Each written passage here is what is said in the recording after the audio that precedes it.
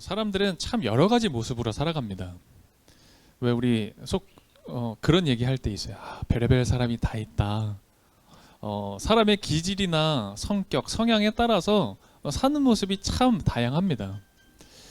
우리들도 참 다양한 모습으로 이곳에 모여 있죠.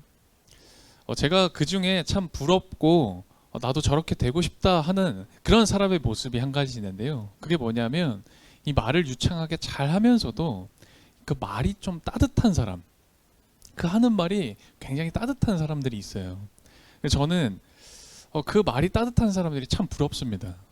왜냐하면 제가 아직까지 좀 부족해서 제가 그런 마음은 아닌데요. 가끔 이렇게 하는 말이 굉장히 차가울 때가 있더라고요. 저희 아내가 늘 저에게 그럽니다. 화났어? 나 화 안 났는데? 너 왜 화난 것처럼 얘기해? 그러고요. 너무 자주 그래요, 사실은. 너무 부끄럽지만. 기분 안 좋은 일 있어? 무슨 일 있었어? 그럼 나 지금 되게 기분 좋은데? 그러면 왜 이렇게 기분이 안 좋은 사람처럼 얘기해? 그런 표정이다? 그래요. 아마 여러분들도 어쩌면 느끼셨을 때가 있을지 모르겠어요. 제가 전혀 그렇지 않습니다. 늘 기분 좋아요. 네, 이렇게 제가 그런 표정, 혹이 좀 차가운 표정일 때도 네, 전혀 그렇지 않다는 거. 그래서 제가 종종 오해를 받을 때가 있어요. 그래서 표정과 좀 말이 따뜻했으면 좋겠다. 그런 게 제 기도 제목이기도 합니다. 그런데 어떤 사람을 보면 진짜 말 유창하게 잘하고요, 막 따뜻한 말을 하는데, 근데 행동은 따뜻하지 않은 그런 행동을 하지 않는 사람이 있는가 반면에 아주 말은 유창하게 잘하는데요. 그러니까 아니죠. 아주 말은 유창하지 않아요. 따뜻하지 않을 때도 있는데, 근데 행동이 따뜻한 사람도 있더라고요. 저는 말도 따뜻했으면 좋겠고 행동도 좀 따뜻한 그런 목회자가 되고 싶다라는 생각이 있어요. 우리 건강에 대해서 많이 신경을 씁니다. 네, 건강해야지 모두가 생각하죠. 그런데 건강하기 위해서는 건강하려면 이거 먹어야지, 이거 먹으면 건강이 나빠져, 이 운동하면 건강해질 수 있어, 말만 하고 따지는 게 아니라 실제로 건강해지는 걸 먹고 따지는 게 아니라 운동을 해야, 그래야 진짜 건강한 거잖아요. 책을 많이 가지고 있다고 해서 박학다식해지는 게 아니죠. 그 책을 읽어야 그게 내 것이 되는 거잖아요. 마찬가지입니다. 그리스도인이라는 게 똑같아요. 말씀 많이 알고 기도도 많이 할 줄 알고 많이 드릴 줄 알고, 그게 아니라 진정한 그리스도인이라는 건 말씀, 내가 믿는 바를 순종하고 그 말씀대로 실천하는 것, 그런 사람을 진짜 그리스도인이다라고 표현하는 거죠. 오늘 우리가 야고보서 말씀을 봤는데 오늘 보면 17절에 이런 말씀이 기록되어져 있어요. 그러므로 사람이 해야 할 선한 일이 무엇인지 알면서도 하지 않으면 그것은 그에게 죄가 됩니다. 야고보서에는 또 이런 말씀도 있죠. 행함이 없는 믿음은 죽은 믿음이다.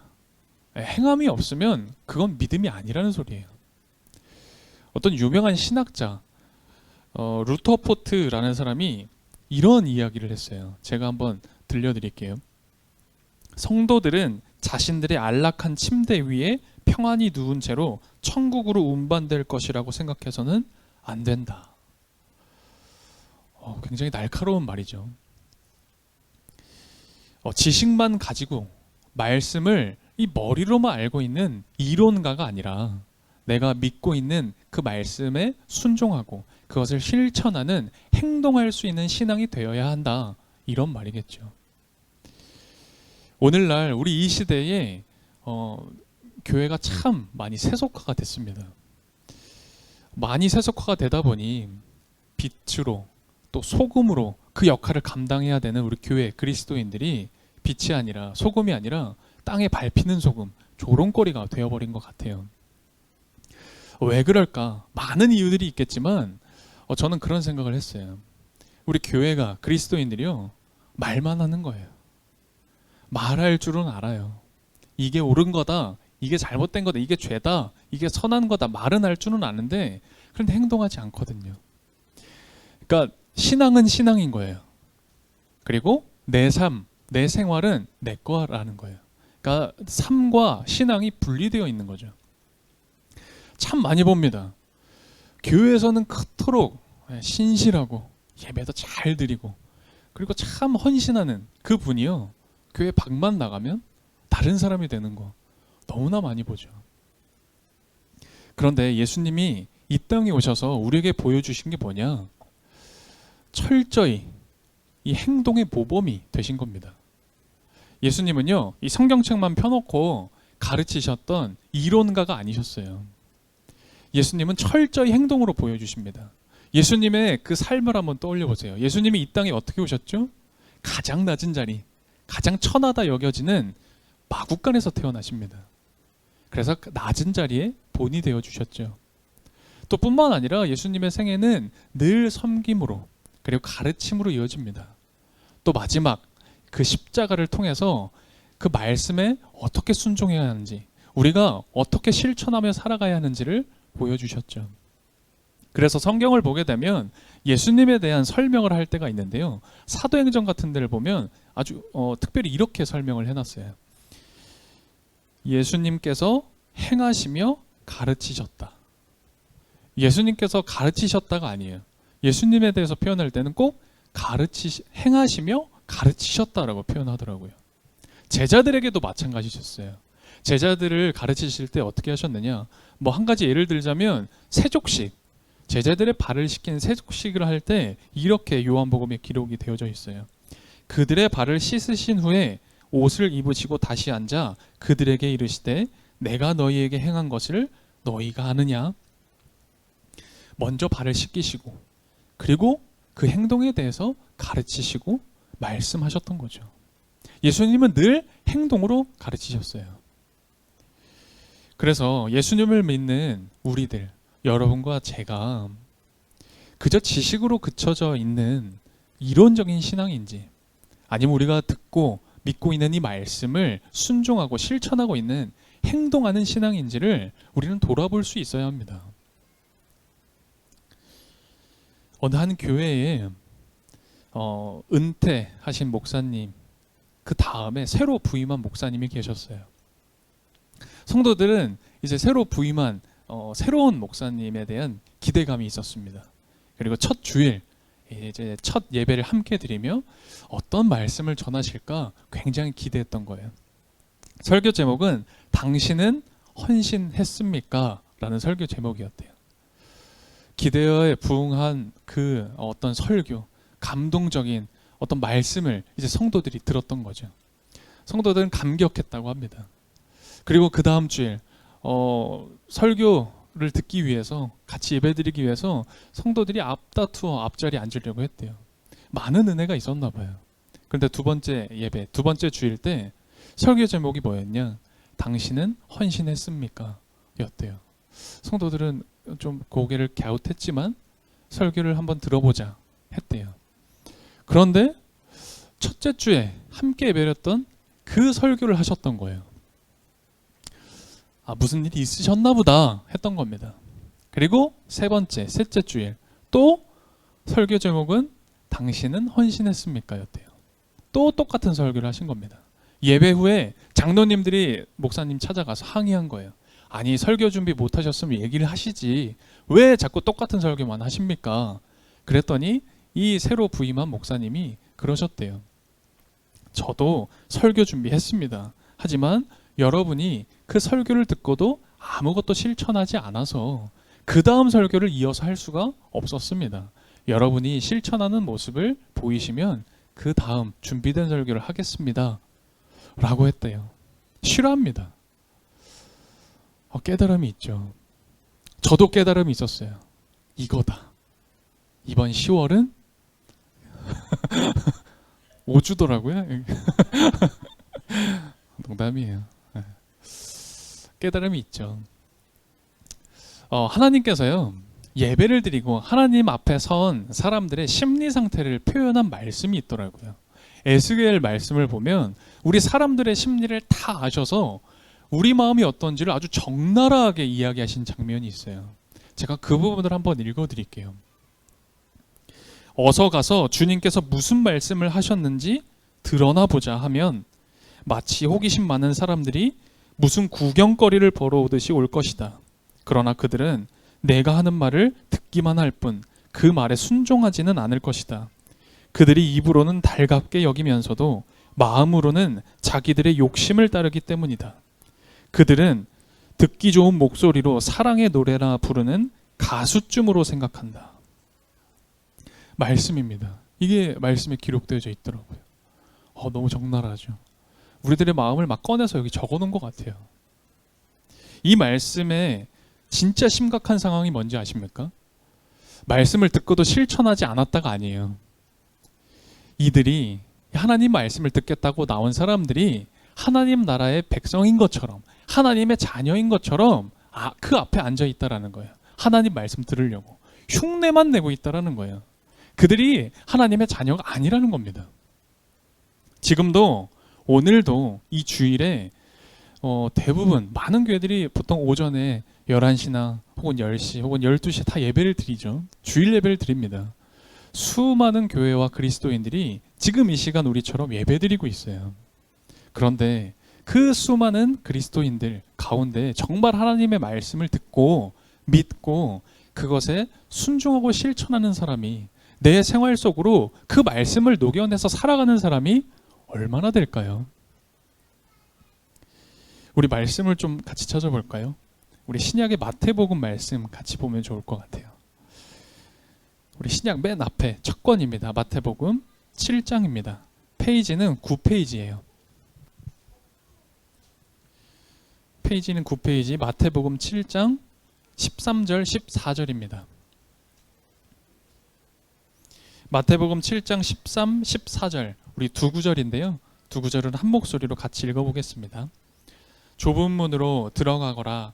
멸망으로 이끄는 문은 넓고 그 길이 널찍하여서 그리로 들어가는 사람이 많다.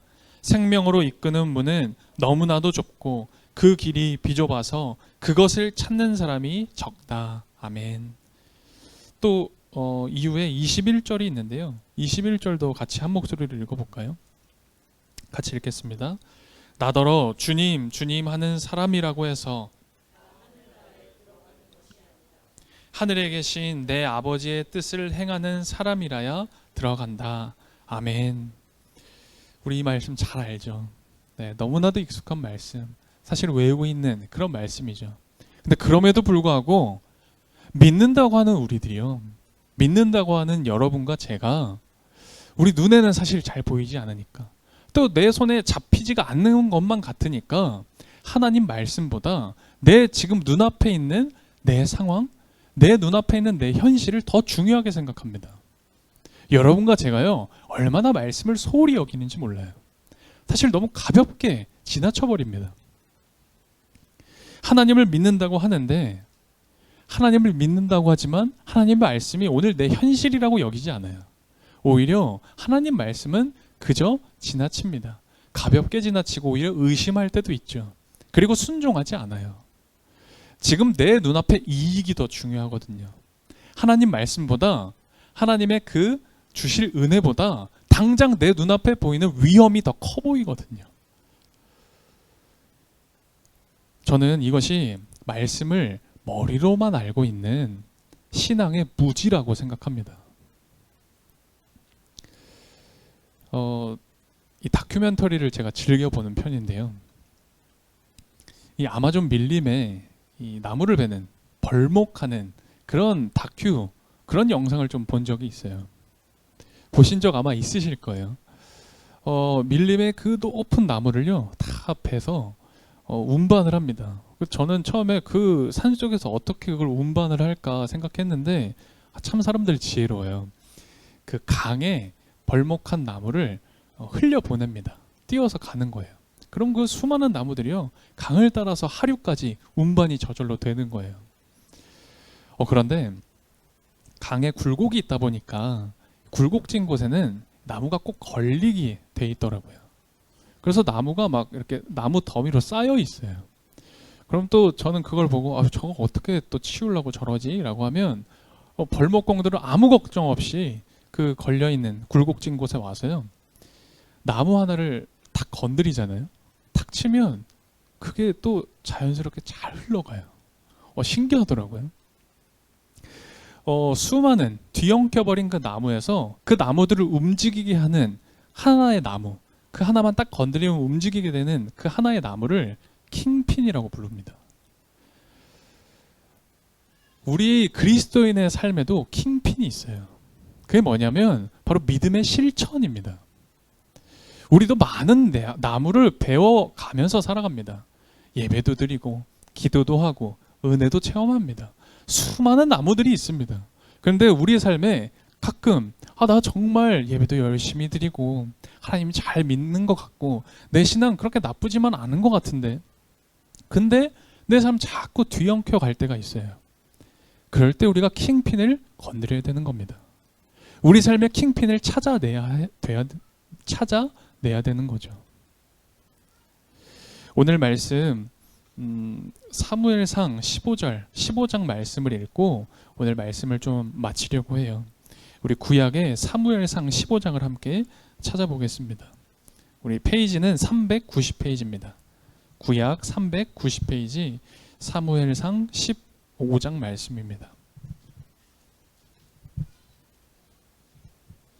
사무엘상 15장 22절 한 절 말씀이에요. 22절 시작이 사무엘이 나무랐다 라고 시작을 하죠. 그리고 그 이에 주님께서 라고 시작하는데요. 우리 주님께서부터 우리 22절 같이 한 목소리로 읽어보겠습니다. 주님께서 어느 것을 더 좋아하시겠습니까? 주님의 말씀에 순종하는 것이겠습니까? 아니면 번제나 화목제를 드리는 것이겠습니까? 잘 들으십시오. 순종이 제사보다 낫고 말씀을 따르는 것이 순양의 기름보다 낫습니다. 아멘. 순종이 제사보다 낫다. 말씀을 따르는 게 순양의 기름을 드리는 것보다 훨씬 더 우리 하나님께서 기뻐하신다라고 하죠. 믿음과 실천은 하나입니다. 믿는 바를 실천하십시오. 여러분, 실천하며 하나님을 믿어 가십시오. 우리 삶에 나무 더미가 쌓일 때가 있어요. 여러분, 실천으로 그 킹핀을 찾아내세요. 우리 삶에 말씀이 흘러가도록 하십시오. 우리 삶에 말씀이 현실이 되었으면 좋겠습니다. 믿고 실천하는 오늘 평화교회가 되었으면 좋겠습니다. 함께 기도하겠습니다.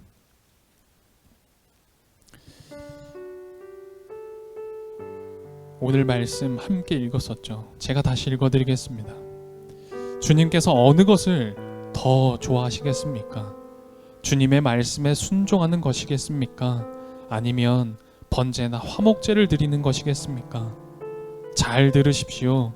순종이 제사보다 낫고 말씀을 따르는 것이 순양의 기름보다 낫습니다. 주님의 말씀입니다. 이 말씀대로 우리 생활했으면 좋겠습니다. 정말 이 말씀대로 우리가 살아갔으면 좋겠습니다.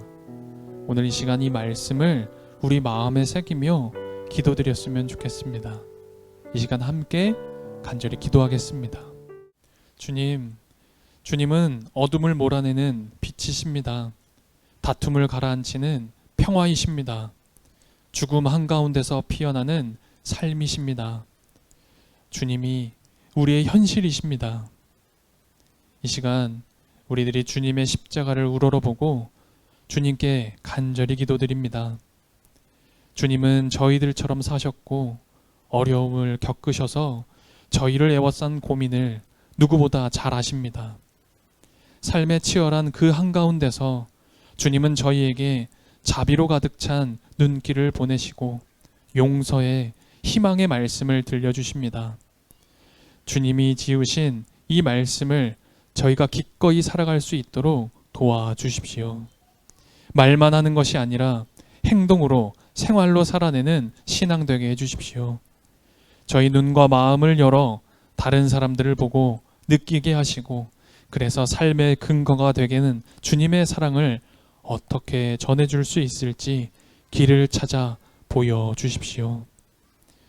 좁은 길 걸어가는 것도 마다하지 않으며 순종으로 드리는 이 예물을 기뻐 받아주시고 이것이 쓰이는 곳에 순양의 기름이 흐르고 하나님 나라의 평화가 세워지도록 인도해 주십시오.